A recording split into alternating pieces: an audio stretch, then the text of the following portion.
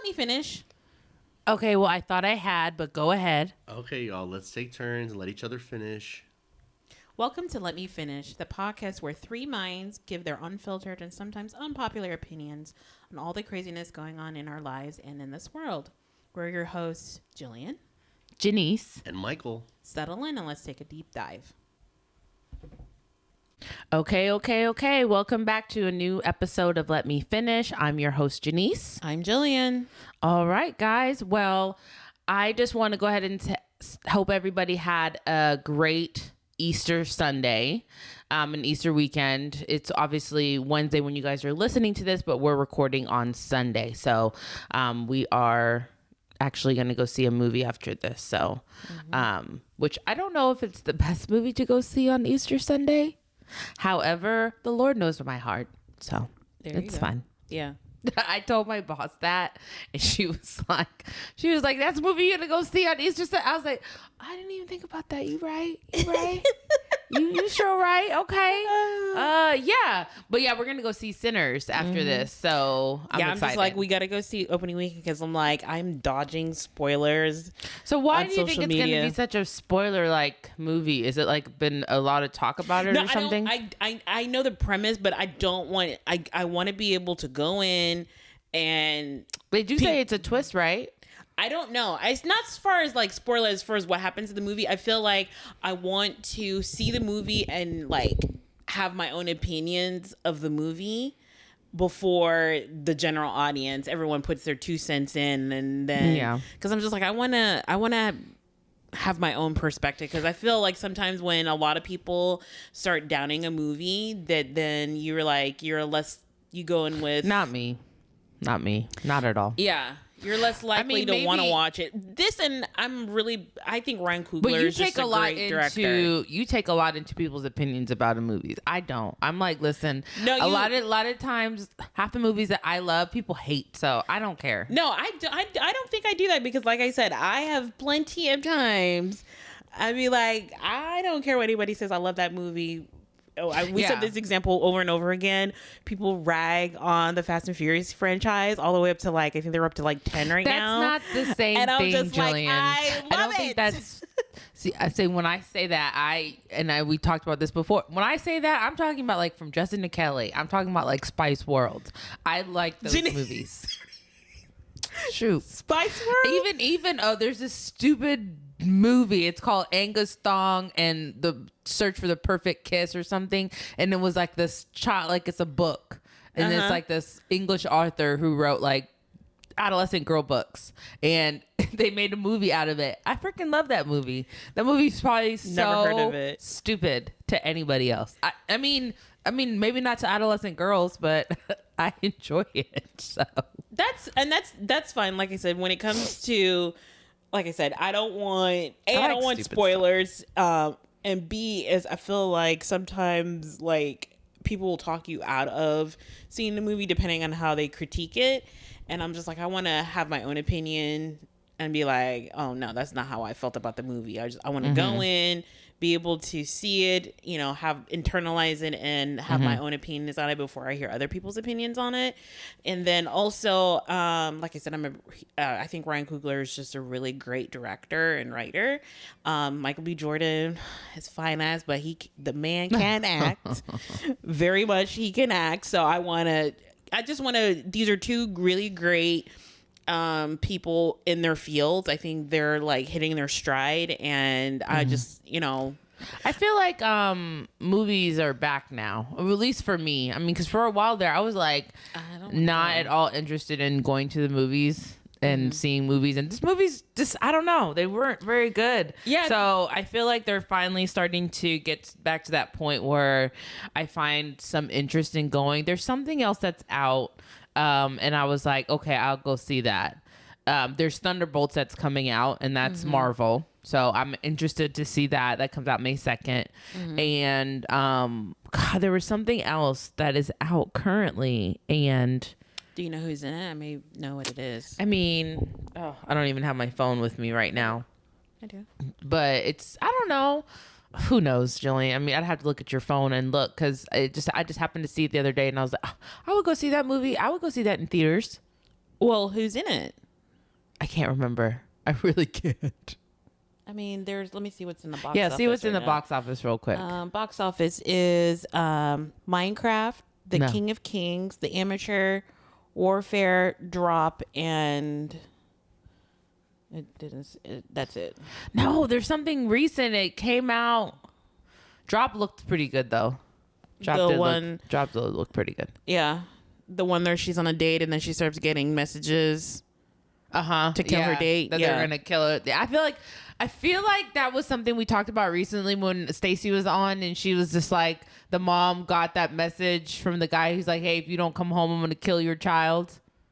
No, the premise was that her date, they were telling her to kill her date or they're gonna kill her kid. I know, but it still reminded me of what Stacey had said with that mom, and the boyfriend was like, yeah, I'm gonna kill your daughter. Oh, that was me. That was me. Yeah, that was me. Right. Mm-hmm. Stacey was on the episode, I remember, but yeah, isn't that crazy? It kind of reminded me of that. Oh, okay. But Drop, yeah, that looks good.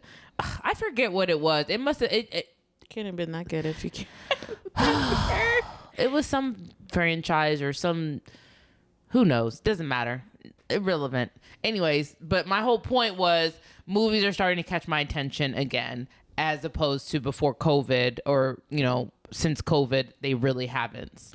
Yeah, I think with movies, and that's another reason why I wanted to make sure we got our tickets and saw it opening weekend, is because through our dollars and purchasing tickets, that's how we let studios know what kind of movies we want to see and support, and that will make sure that the people who work on those movies get the next opportunity and the opportunity after that, because once they see, okay, yeah, they're going to make us money, they're more likely to get their next project greenlit. So that's another reason why I definitely wanted to support them opening weekend. But yeah, I just feel like, and me, I love going to the movies. And like before COVID, I mean, I would easily go by myself and go watch movies. Yeah, Marvel kind of fell off. It doesn't even have to be a Marvel movie, but that was like huge for me. Yeah, especially since even before Avengers, all that started, I was still a huge X-Men fan too. So yeah, it's just different. Yeah, and I just feel like it's a shame. Even with the superhero movies, I've been and I think streaming, which I get kind of weary of going like streaming, because I'm just like, there's one thing to watch it at home. It's another thing. It's a whole nother experience watching something and experiencing with a lot of people in a movie theater. Yeah. Like people were saying, you could never recreate the feeling you had during Endgame, or was it Avengers Infinity Wars, when Captain America comes and he catches the spear. And then that was like a 6-movie buildup, though, too. 6-movie buildup, but still, and then there's no better feeling than a whole entire series. You know, but then there's no greater feeling than, what was it, the Jedi when he died or became Darth Vader? Like that was like a buildup feeling that you're like, how did he become Darth Vader? Yeah, and then when he finally does, you're like, what? Yeah. It's like, and it's like I felt like when Twilight, being born. Seeing those books and then seeing it come to life, you're experiencing with other fans of the book. And then also I feel like when we watched Get Out, did you? It was me and Stacey. It was me and Stacey, and it's just like we were watching it, and I was just like, oh my gosh. I'm like, get out! Yeah, it was just like, when he goes into the sunken place, we're like, oh my god, this is like you start to kind of think, and you're seeing everyone else realize, okay, the multiple layers of this movie. And then also, and I think another really great movie moment is when we went and saw the one with John Krasinski and Emily Blunt, where they have to be really quiet. Oh, yes. A Quiet Place. Quiet Place. Yeah. You and Stacey watched that. We watched that. I'm like, when I tell you that movie theater was absolutely silent, and it's just one thing, because you're hearing that movie is good. Those movies are good. When we watched the movie at the movie theater, and it was funny because it was the first of its kind too. Yeah, so the movie is completely, there's very little dialogue in the movie, there's very little sound in the movie, so even though it's action packed, still you're going through the whole movie and you would hear explosions in the next theater from their movie. Like I think there was more sound coming from the neighboring theater from whatever movie they were watching than the actual movie. So that was very interesting as well. So I feel like that's something you can't duplicate at home. The theater, the joys of going to the theater. Well, my point is I feel like it's back. It's coming back for me, at least. Yeah, I feel I feel so too. So I watched the trailer for it again. It looks, I'm very like, okay, it's like a scary movie. So I'm nervous to see how scary it gets. Hopefully it doesn't get too scary for me. We'll see. What kind of scary do you not? Because you watch some scary movies. Because it seems very like it seems very vampire-ish. Like, I don't know. I just see them with blood on their face and stuff, like they're killing people. So I'm like, okay, it's people killing people. Maybe, vampires. I don't know. We'll see. Okay. We'll see. That's all I'm saying. But Michael B. Jordan sure does look good. So I sure will be watching. So Jillian literally asked and I before she can even finish the text. I was like, yes. Yeah. It's Michael B. Jordan. She's like, you want to see that Michael B. Jordan movie? Yep. Anything with him is fine. Yep. Yeah. Yep. Yep. And then I know I want to go see Thunderbolts. But anyway, so yeah, we can just go into our weeks. I'll go first. That's fine. Let's see. My week. What was my week consisting of? Oh, I had a abscess in my tooth. That was, in my root. Yeah. So that was my week. I don't know. I've been going through it these last couple weeks, probably since the end of last year. But like the week before, remember I was sick, which I wonder if that had anything to do with me getting the infection afterwards. Like maybe the infection caused me to get sick. I don't know. Anyway, so I got sick the week before, and then this week I woke up and it was Monday when we were recording, actually. I just was sitting here and I was like, ooh, there's like a lump on the side of my mouth, like inside. And I was just like, I must have hit the toothbrush on it because it didn't really hurt to touch. Tooth didn't hurt, nothing. But I was like, it's definitely a lump. I was like, okay, maybe I hit it and it's just bruised. Next morning, pain, honey. And I left work that evening, and by that following evening, that Tuesday evening, it was so painful. I could barely even think. It was so painful. I sat up all night. I even called not call the pharmacist. I went and looked up one of those 24-hour doctors because I was like, I need something. And I ended up paying like $50-something. I never even got anything from it. Aww. Sadly. So I just wasted I did get the prescription. It came in, but it came in the next day at like 9 a.m. I was like, I was already at the dentist by then. Yeah. So I was like, the whole point is so I could get something that night. Yeah. Like I wanted something for. So you did like a Teladoc kind of thing? Yes. Oh, okay. And I was trying to get painkillers for that night. I was like, I need something, or I need something to I need to start on these antibiotics.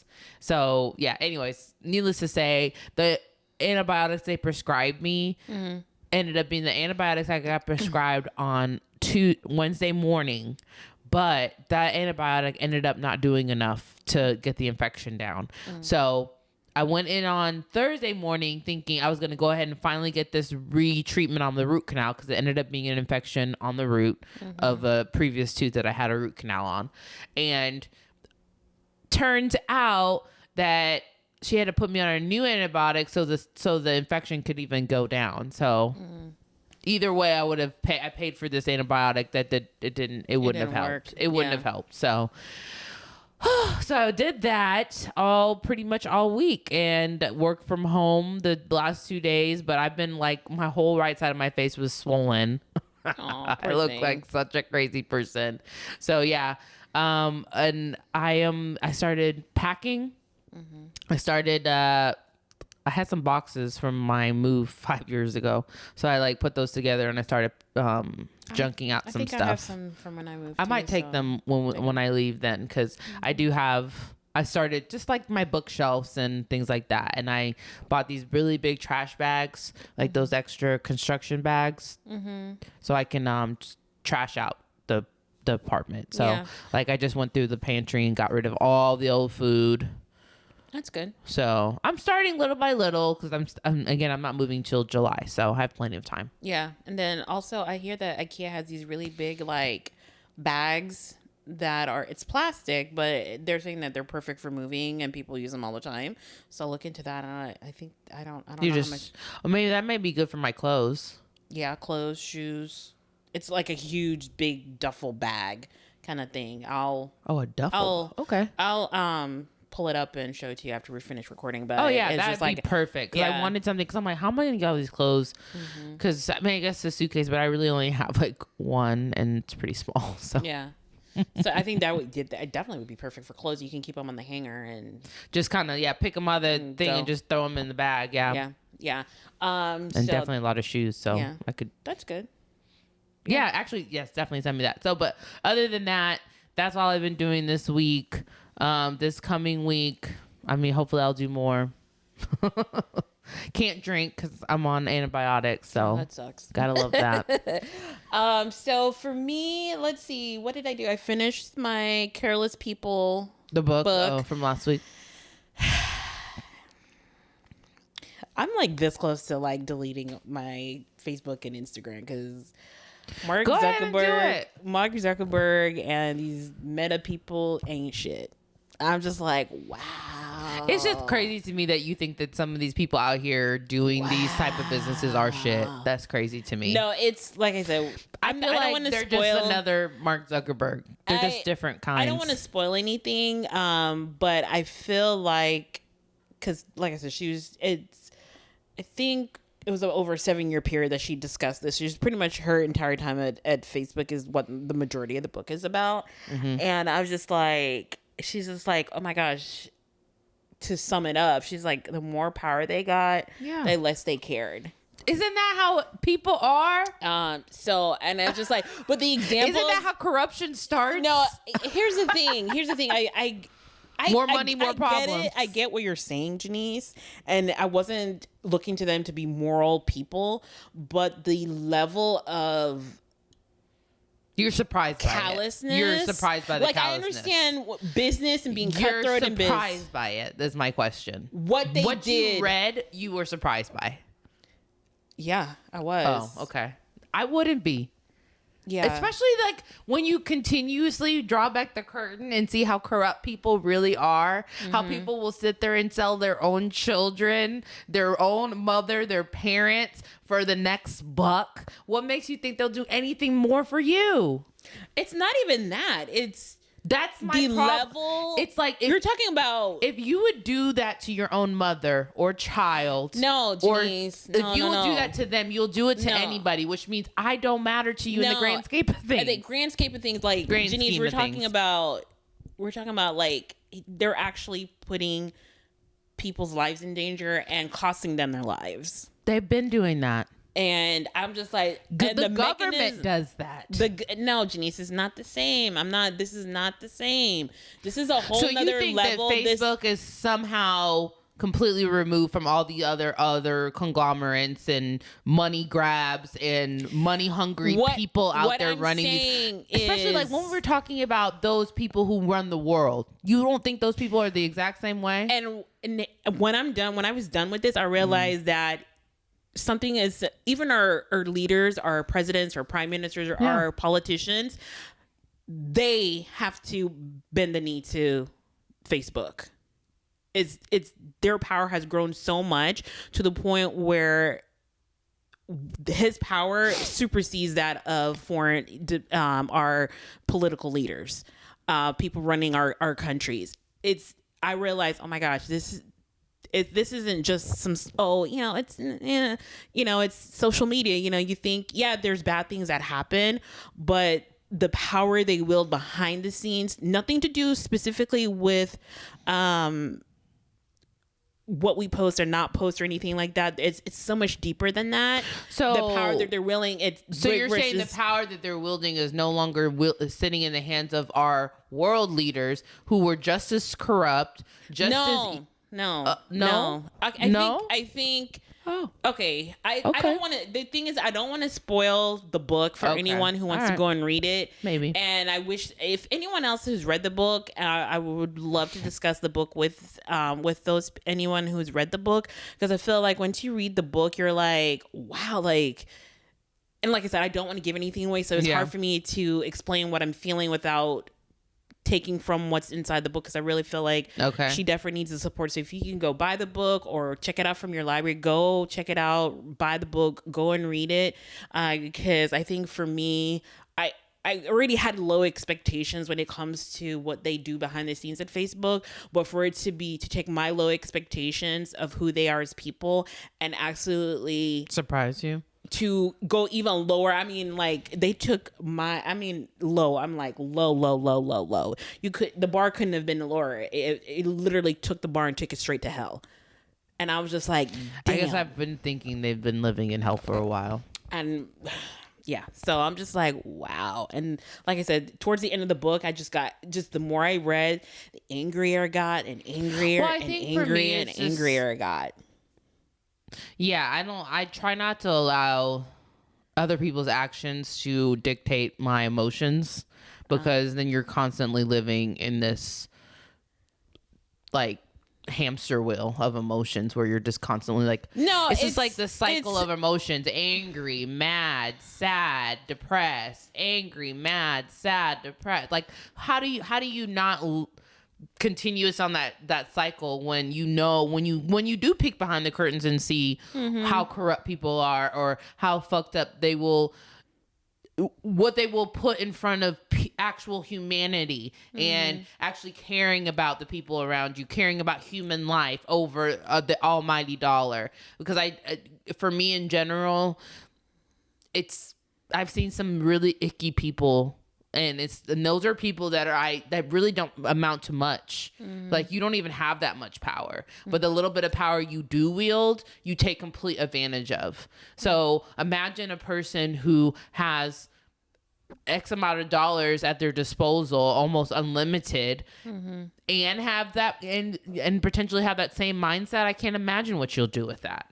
I can only imagine. You know, I mean, things I've gone through with, people in my life, or and I've seen some really fucked up shit. Yeah.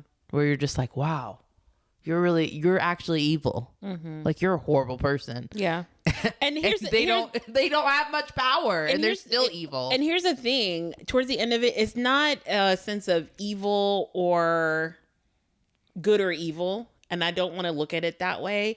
It was no, and that's the thing. Reading her book is like, I find it's not evil when you don't care about. It's very simplistic when you do the good guy versus the bad guy. I don't think someone is 100% evil or 100% good. Okay. And it's not that. It's not this adversarial kind of thing. Really, it comes down to what makes them dangerous is the lack of, and then that's why she calls the book Careless People. They don't care. They have little care, and I feel like when it comes to the more money you have and the more elevated once you get up into the 1%, you're more detached from people, and you lack the ability to connect your actions to the consequences of your actions. Like you feel like you're removed from it. Yeah, you're more removed from suffering the consequences of your actions, and because of that, you don't think, you just do what you want to do, and because you're not suffering the consequences of the actions, you continue to do things even though it affects other people negatively, and you don't care because you don't have to suffer the consequences. So it's crazy to me because we see that same thing you just explained shown to us over and over again in all sorts of like social outlets when it comes to like movies, videos, like TV shows. They're showing us like, when it's like an apocalyptic type thing, it always starts with this like level of power and carelessness and like, I don't care, this is working right now, I'm gonna do it anyways, and then eventually it becomes to the point of complete and utter destruction. So it's gotten real deep up in here, y'all. Real deep. So that, what's that book called? Careless People by Sarah Wynn. It's almost like ignorance is bliss with that sometimes with me, because it's not gonna change. I feel it is. And so like I said, I hope it does. I hope things change. Okay. Like I said, we have to be a part of the change. Yeah, we definitely have to be a part of the change. So we'll see what happens. But and then I think I'm starting another book. I'm starting another autobiography. This one is about Tupac. So I'm interested to see that kind of thing. You know, when it comes to my top 10 rappers, he's always number one. That's set in stone. No one ever remove him from number one. Not J. Cole. Not J. Cole. He's in my top 5, but he's not my number 1. He's not number 2, J. Cole? Honestly, J. Cole's good, but he's not no one that's set in stone. So I have a top 5 and it goes up and down. Or the positions change, because I'm just like, but how do you forget about Eminem? Or how do you number one thing is, people always have Biggie in their top 10 and he's not in my top 10. Oh. And I'm just like, ugh. And then you got Nicki, then you got Jay-Z. And I'm just like, there's so many good rappers out there, but I don't have when it comes to my top 10, when it comes to rappers, Tupac is number 1. It's etched in stone. It will never. Oh, so that top 5 doesn't change. That number 1 spot. The number 1 spot does not change, whether it's my top 5, top 10, top 20. I don't care. He is number 1. It's etched in stone. It will never change. Because I'm like, it's funny because every once in a while I go back and listen to his music. I'm just like, how the fuck, pardon my French, does this man who's been dead 20 plus years, I'm like, the stuff he was talking about before and also with interviews, I'm just like, it is still relevant. If he was here, he's just like, I told y'all. He would have been able to say, I told y'all. Mm-hmm. And for him, I'm just like, does this man, like, because he died so young, I'm like, man, with his writing and his rapping and the interviews, you realize, like, I felt like he was a man who knew he was going to die young, and he was trying to cram as much stuff, push as much stuff out into the world as possible, trying to get what's in his brain out into the universe as quickly as possible, because I felt like he was on borrowed time. And he was. And and he lived his life, like, truly, like, tomorrow was his last. So yeah, sad, but so this is gonna be interesting to kind of read it. It's a authorized autobiography, so excited to read that. And then I also watched another movie on Prime Video, G20, with Viola Davis. Okay, so anyone who knows me knows that I absolutely love action movies. And Viola Davis is in this movie where she's the president of the United States. She goes to a G20 summit, and it gets all the world leaders of the top 20 countries get held hostage. And she somehow gets away, and she's fighting all these bad guys. I was just like, okay, Viola Davis. I'm like, Viola Davis. She can do a bit anything. She's Viola pretty phenomenal. Davis, an action star. And I know she did the Woman King, but I'm just like, Viola Davis, an action star. Yeah, Woman King. That was really good. I was just like, and once I was done with it, it's not the best action movie I've ever seen. And Viola Davis is not a spring chicken. She's in her 50s. So I was just like. So I went in like, an older woman in her 50s. I don't see her. Viola Davis, I tip my hat to you. Yeah, she did that. She did that. I'm just like, oh, okay. And it's funny because it had what was his name? The guy that's in Blackish, the lead actor. I don't know his name. Oh my gosh. Anderson.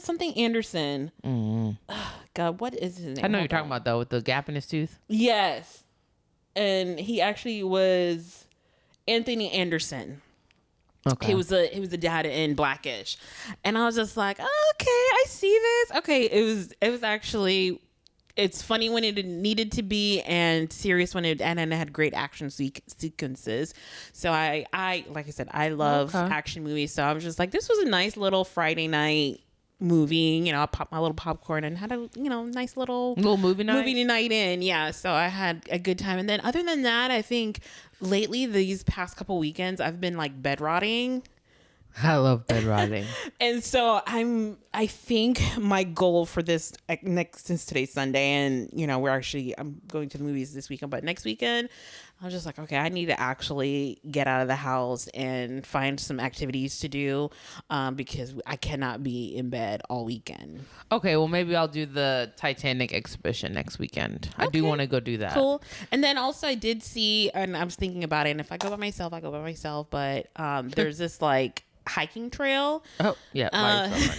So by myself. So I was like, so if anyone who's a hiker, if you know any hiking trails, let me know. So I don't know. Every time I think about hiking trails, I think about scary stuff. No, why? That's where people get snatched off of hiking trails. Oh.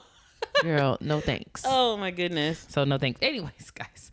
So that was your week pretty much? Mm-hmm. Okay. So we're going to jump right into our main topic. Mm-hmm. So, okay. A few weeks back, I texted Jillian because I was driving to work, just driving along.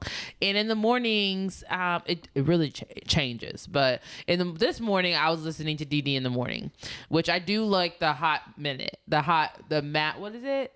Mad Minute. It was where they like play a prank on somebody. So if you do like DD in the morning, that is my favorite segment. Mm-hmm. Mad Minute. But anyway, so they have another segment where they basically ask like just viewers or listeners questions about a particular topic. So this particular topic was a man who basically advised that he told his daughter as she was growing up, hey, that 50-50 shit, like if you're a man and if you're a woman, you're a woman. And if you have a man, they should be taking care of you 100%, or all that 50-50 in a household bullshit. No, forget that. No, don't do that. Mm-hmm. You need to get a man who treats you like I treat you, which is take care of you, which first of all, that's your daughter, not your woman. Let's be clear. You should be taking care of her.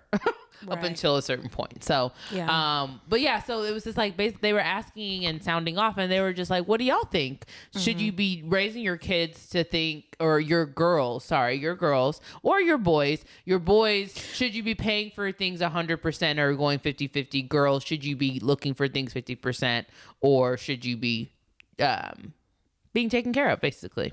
Okay. So, let's take the whole question out of it of whether or not you take care of the household as a woman, because that was not his point. Doesn't matter what you contribute. This is just strictly finance. This is just financially. Okay. Old school times have told us, hey, the man takes care of the household and the woman is the keeper of the household. That's it. But nowadays, some of these dads are teaching their girls, hey, no, 50-50. Don't be caught.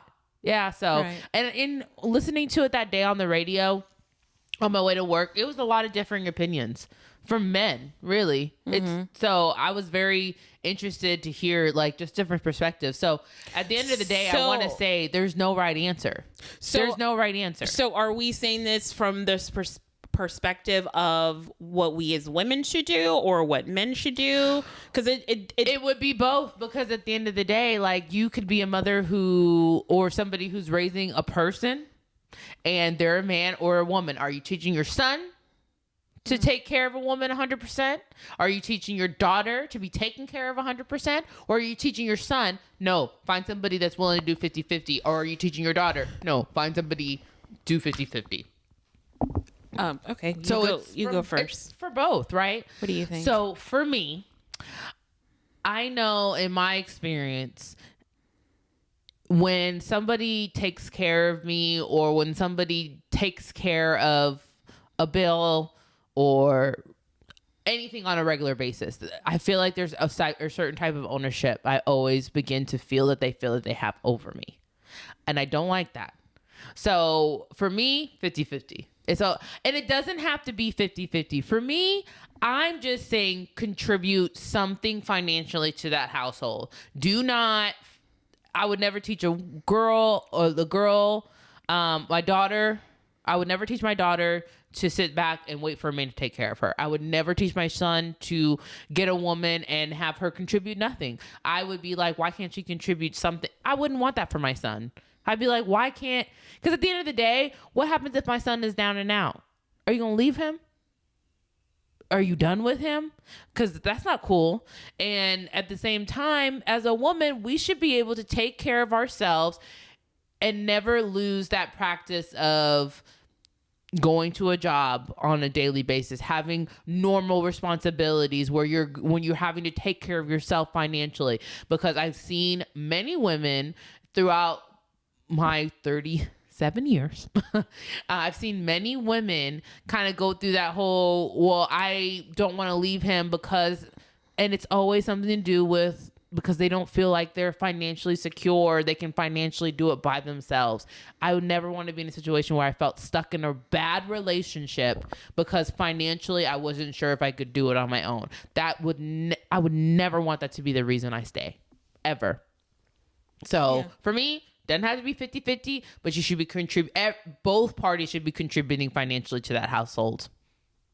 That's how I feel. Okay. At least that's what I would teach. I'm not saying, I just want to say real quick, and I'm not saying if you are in a relationship where you don't contribute or you contribute everything and it's not 50-50 that you're wrong. Everybody's relationship and their household is different. For me, for mine, I'm teaching to contribute financially. Okay. Interesting. Here's my perspective on this. When it comes to 50-50 and you're saying that this is just strictly finance, it is very hard for me to say just strictly on finance. If we're just doing that, I'll have to say it depends. So as a mother, if I raised a daughter, I would never have her be 100% dependent financially on a man. Do not ever do that. You need to have a money of your own. Now, how that comes to be, if you are staying home, if you're a housewife, you're a stay-at-home mom, and he 100% goes out and makes actual money, you need to make sure that whatever money he brings home, a portion of it is set aside for you and only you. Or if you go out and then you actually work, okay, that's great. You go and actually work and you come together and pay the bills. So when it comes to 50-50, I don't think that there's a way. And now if we're saying that both people are working, to say 50-50, I think that is a very hard thing to do and be fair and not have resentment. So that's what I'm saying. It does not have to be 50-50. No, take that out. It doesn't have to be 50-50. But you didn't let me finish. So what I feel is that when it comes to, especially when you have to factor in the gender pay gap, that a lot of times women but that's not Janice, But let me finish. But we're not talking about Let me that. finish. When it comes to a lot of times that women do make less than men, what I'm saying when it comes to contributing to the household financially, if you are both working, it should be the percentage you contribute to the household finances should be proportionate to the money you bring in. So if you're with somebody who makes $100,000 and you make $50,000, and as a household you bring in $150,000, then the portion that you take towards the bill should be proportionate to the amount you bring into the total household income. So it's only going to be 50-50 if you guys both make $50,000 or both make $100,000. Which is why that's not a part of the question. You said 50-50. So what do you, can you, okay, be more specific. So that's why I said for me, that's why I was saying, but 50-50 doesn't matter. You need to contribute something financially. I think you have to take out the whole 50-50 because I think when people think 50-50, they mean exactly you give $100, I give $100. That's not the nature of that's not the essence of the question. The essence of the question is, should you be contributing financially to the household as a woman? It depends. I feel like even if you're not, and that's why I'm saying it's so hard to just say, oh, and just what money. does it depend on? Depend on like Can she afford? No. Okay. Can she afford to? Here's the thing. And I don't like the way the question is framed, because I don't like the fact is just because you're a stay-at-home mom and you don't bring in finances does not mean you don't contribute to the household. That is so unfair. It's not that they don't contribute to the household. You do. You do. But where does it say in writing that because I contribute to this house financially that I'm equal partners in this relationship? It's not written down anywhere. Because at the end of the day, the paycheck only goes to one person. The company writes out the paycheck, not to the household. They write it out to Janice Housen. Okay. Period. So, yes, that might be your agreement with your partner, but what if that changes for him? Then what? Yeah, no, I would never be 100% but that's my dependent and on that's a the point man. of the question, and a lot of people pose the answer: never. Allow yourself to sit there. And I like your point that you made, which was even if the money's coming in, some of it needs to be set aside for specifically you. Mm-hmm. Right? Because you don't want to ever feel stuck in a relationship because you're not sure if you can go out there and do it on your own. Yeah. Yes, I'm taking care of these kids. Absolutely. I agree with you 100%. But that's not going to be legally protected. I mean, through a marriage, maybe. A marriage. And that's not even 100% but at the end of the day, don't be playing house with no man. Doesn't matter, because at the end of the day, even in these court of laws, it's not like it's not always that you're going to get 50-50. Even if you've been doing 50-50, you got to prove it. Yeah. So are you saying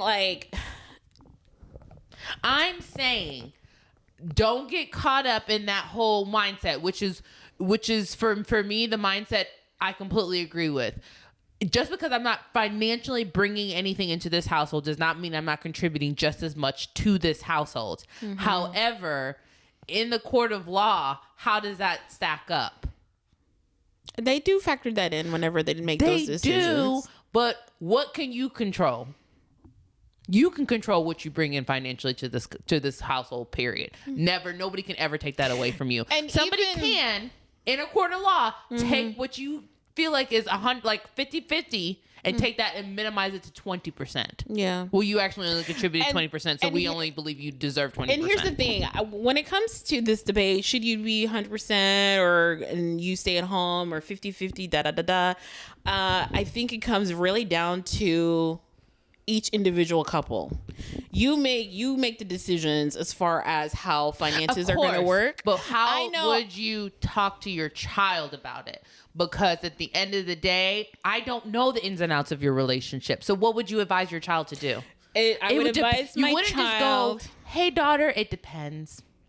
And like I said, when it comes to raising daughters, I'm going to say you need to protect yourself financially. Don't ever 100% depend on any man. I agree with that. Yeah. Because...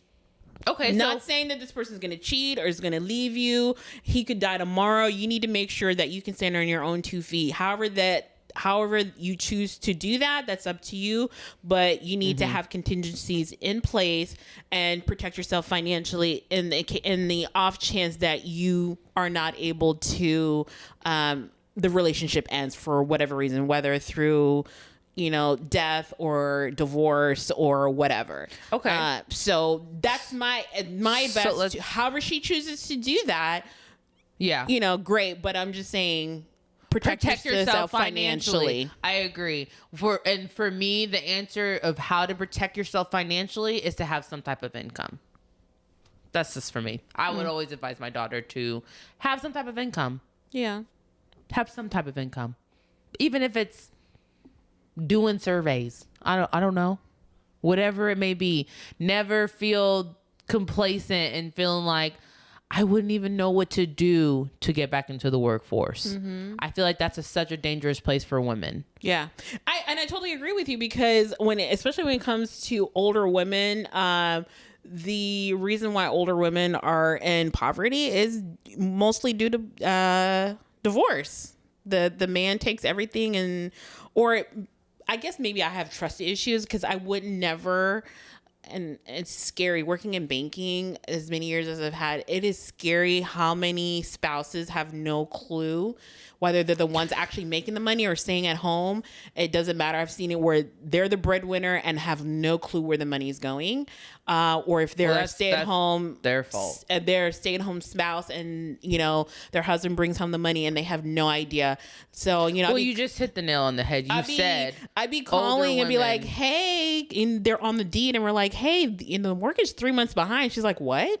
She has no clue. You said that before. He or she doesn't have any clue, and I'm like, damn, that's scary. So for me, I always say that whoever brings in the money, however you decide to break it up, number one thing is don't ever be financial dependent on someone else. That you need to have your own money, have your own security, and then also you need to make sure if this is a household, a joint household, that both parties knows exactly what money's coming in and what money is going out. So I think you should always know where the money you're using to live is and where it's going. Right. However, even if you're the one that check came to or not, if that's the money you're living off of, you need to know where it's at. Yes. Period. But I think to your point, what you just said, majority of these older women are living in poverty because of divorce. So now we've seen what happens to women when they are like, oh, it's fine. My husband's he takes care of all of that. I just take care of the kids. I mean, it's not like, even divorce. Is just sometimes it's showing you other that spouse is irresponsible with the money. What is the consequence of? Okay, but that's not what we're talking about. But I'm saying, but that's showing you through experience, through what we've witnessed. Hey, kids, don't allow that to happen to you. So let's flip it really quick before we kind of start wrapping up. But let's flip it really quick. And so, what would you tell your son? What would you tell your son? Same thing I tell my daughter. Okay, but the narrative is a little different, right? So I think typically the man is the breadwinner. So what do you tell them about a woman looking for him to take care of her 100%? Now, if you're just talking about money, yeah, I don't know. Like where he would contribute, like I said. So now you got to talk to your son about gold diggers and women who are out here looking for MRS degrees. And things like that. Okay, you can get caught up because I'm not looking for my boy to be with a woman that's willing to sit down on the couch all day. No, not feeling that. And here's the thing. I think the whole gold digger thing, you are getting something in return. You guys are both getting something in return. Exactly. It's a mutually beneficial relationship. Like I said, there's nothing wrong with someone and what a woman has to give is not just her body. There is something. I didn't say there was anything wrong with someone being a breadwinner and someone being a homemaker. Whether that's, and it doesn't matter what the roles are as far as gender, whether if it's the man or the woman, it could be either or. When it comes to, if you're 100% the breadwinner, the other person, I don't want to get in the semantic of, well, because I actually bring in a paycheck and you don't, you're at the home doing whatever you're doing, that they're not contributing to the household. I don't want to get into that narrative. That's the thing. That's so dangerous and I don't like it. So it's the reality of the situation though, because at the end of the day, whatever a person is contributing to a home is never gonna be able to happen without first that almighty dollar. It starts there. Correct, but I just feel you like cannot live when you're a homemaker without having a job. No, I didn't. Or having finances come into the home. I didn't say that. What I'm saying is that please don't undermine what a doesn't have to be a woman though. It doesn't have to be a woman. And again, the homemaker, whoever the homemaker is that you're contributing by taking care of the kids, the house, doing all those things, the mental load that it takes to take care of a home. That person all of a sudden changes their mind. And they no longer feel like they want to help financially support you, because at the end of the day, they're the ones still getting that check. Here's the thing. I find it funny when it's like, oh, what if you no longer want to support them? Okay, so what if it's the other way around? That person that says, you know what? I don't want to do none of this stuff in the house. You don't have, bye. But it's gonna be a lot easier for me to go and find somebody to clean that house after years and years and years of never doing it, as opposed to a person who's not gone out and worked for money to go and find a job to be able to support themselves. The juxtaposition is completely different. No, Janice. Jillian, is it not going to be harder for a man? Janice. Is it harder for a woman to go, a person to go out there and find a job as opposed to pick up a broom and clean the house on a daily basis? Janice, what's harder? Janice, I feel like you act like those are not skills that people are paid for. Those are still skills. Again, paid for. Exactly. So you got to go out there and find you a job. Okay. Your life is going. So how about this? Your life changes. So the things that those people who are homemakers, instead of being at home doing it for free, they go and do it for someone and get paid for it. Maybe if you can find a job. Okay, if you're comfortable in the workforce. I don't know. You haven't done it in 20 years. I didn't say it was going to be easy. Why would you want to put your child in a situation where things aren't going to be easier? Me personally, why would you want them to set themselves up for potentially having that kind of life? When it comes to working, whether I have a daughter or a son, I 100% believe in. And especially in this day and age, it's getting harder and harder to have one person at home and one person working anyways.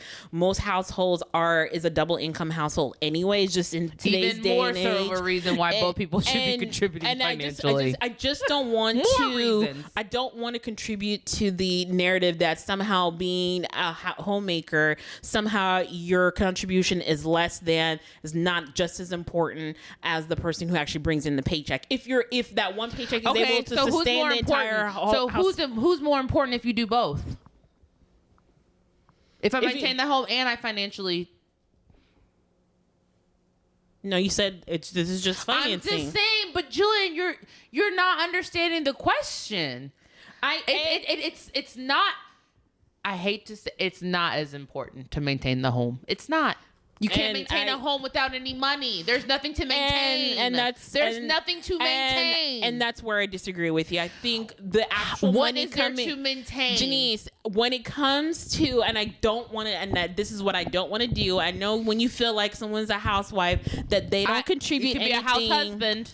Or could be a house husband. You're the one that always pigeonholes women into that maker role. When you're a homemaker, I don't want to put out the narrative that somehow what they're contributing is less than. They're equally contributing. But you wouldn't be okay with your man being a stay-at-home husband. If I made enough money so you would be okay with that, Julie. Could stay at home. Based off of the things you've said in the past, you wouldn't be okay with the man that stayed at home. If they stayed at home and then when I'm at work working my 8 hours, they're at home. We've talked about this. You said you doing would the grocery shopping, doing the cooking, taking care of the kids, doing all the errands. You've said that would not be your type of man. If that works for you. If that works for you. But why wouldn't that work for you? Why wouldn't that work for you? Hold on. I made enough to support our entire family off one income. Why not? Why wouldn't that work for you? I didn't say it wouldn't. You have. I wouldn't. You have in the past? No, I don't. I don't want to. No. You've not said that in the past? Yeah. As long as you've not said that in the past, that you would not be okay with a man that did not work. Yeah, I have said that in the past. So why? So for me, like I said, it depends on income. If you're talking about me, what I'm doing right now as a living, no, you can be with me and be at home. Absolutely Why not? I'm contributing to the household. Because I couldn't support two people.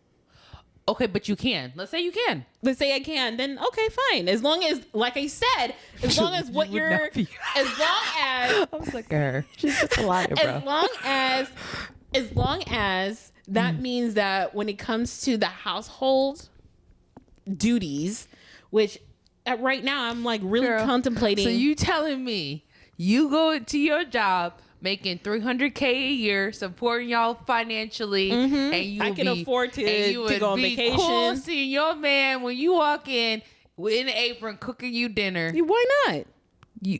You already said you wouldn't like that shit. Why not? Julian. You've already said you wouldn't like that shit. Why not? You tell me. You tell me. Like I said, I know why I wouldn't like it. I know why I wouldn't like it. But you don't want to admit that. No. Because I do conform to some gender roles. And I don't want to see my man up in that kitchen cooking. You know what? Okay. Not if that's all you do. I have a problem with that. You need to go out and work too. Period. Okay. And that's why I feel like it. If it ain't gonna work for me, I ain't gonna advise my child to do it. Just if it's my daughter or if it's my son. Okay. You need to have a partner that's willing to contribute financially to this household as well. Okay. I get that. And that would be my preference is that we both work. Like I said, and when it comes to it's hard because you're limited to this discussion to just money, and I just feel like it's so much bigger than that. And like I said, because it's not always my preference. Because at the end of the day, that's the question. All these caveats of if that, bro. In general, would you advise your child to be in a household with one person 100% financially supporting them? Period. No, I wouldn't. That's the answer. Mm-hmm. That's the answer. I wouldn't do that. No. I don't think it's smart. I'm not saying it couldn't happen to my child. Mm-hmm. And at the end of the day, my son or daughter, will be in a situation like that. And as long as it works for their relationship, I'm totally fine with it. Mm-hmm. But I would not advise my child to do that. Correct. Because it's not the smart decision to make. It's not the safe decision. Not even smart. Take that back. It's not the safe one. Correct. I agree with that. My preference, and that's my final thought. Here's the thing. My preference is that it's a double income household. That's my preference. Mm-hmm. But sometimes things work out that maybe that's not really feasible. Now, if somebody stays home and someone goes out to work, whether it's the husband or the wife, or if it's like, how does that work with a gay couple? Does it matter? It doesn't. Okay. No, it doesn't. All right, so I feel like I said, if somebody stays home and versus somebody goes out to work, like I said, when it comes to the finances, I'm very adamant that there needs to be a discussion had where even though I'm staying at home and taking care of the home, and I said, of course, I can only tell you from my perspective. I cannot go from this perspective of a man because I'm not a man. I gotcha. The realities are that things are different for women, and so we have to navigate the world in a different way because the world really isn't built for us. So we have to navigate in a different way that men don't have to. So for me as a woman, I don't want my daughter ever to be 100% financially dependent on a man. So whether that means that you go outside the home and you work, you make money, or if, when your husband brings home a paycheck, you require that he set aside money that is just yours, that you can do with it whatever you want. So if that's funding your retirement account, having your mad money, your spending money, those things need to be negotiated when you're talking about, how we're going to set up this household. And that's communication is very key. Sounds like you need a prenup, honey.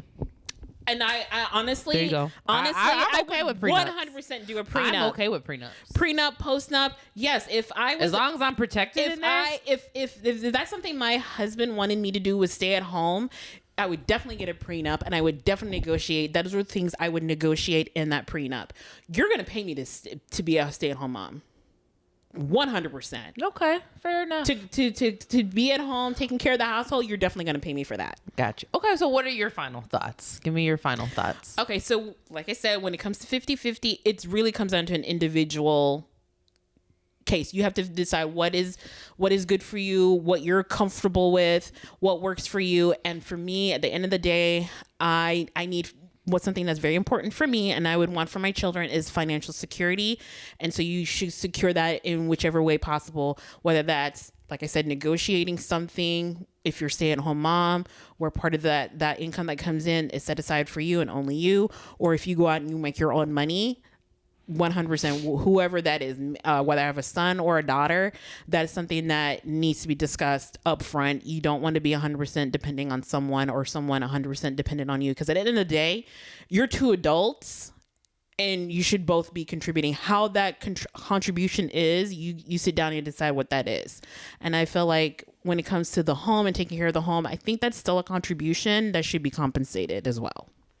Right. Okay.